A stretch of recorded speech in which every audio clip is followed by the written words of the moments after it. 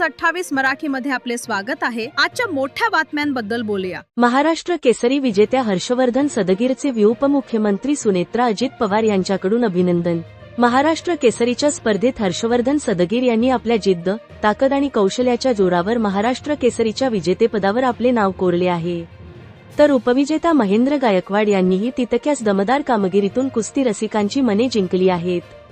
उपमुख्यमंत्री सुनेत्रा अजित पवार आपल्या संदेशात म्हणतात की वाघोली येथे पार पडलेल्या 68व्या महाराष्ट्र केसरी कुस्ती स्पर्धेच्या अंतिम लढतीत प्रेक्षकांना श्वास रोखून धरायला लावणारा थरार अनुभवायला मिळाला।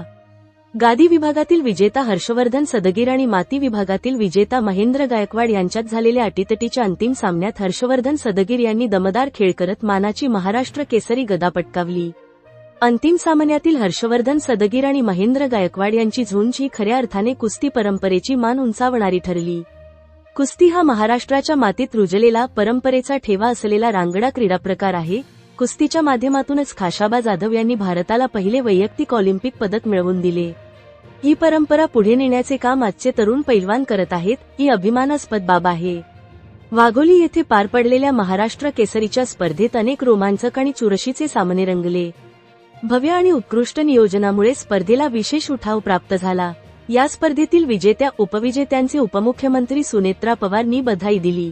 पुणे सिटी रिपोर्टर विठ्ठलराव बेडगेची रिपोर्ट।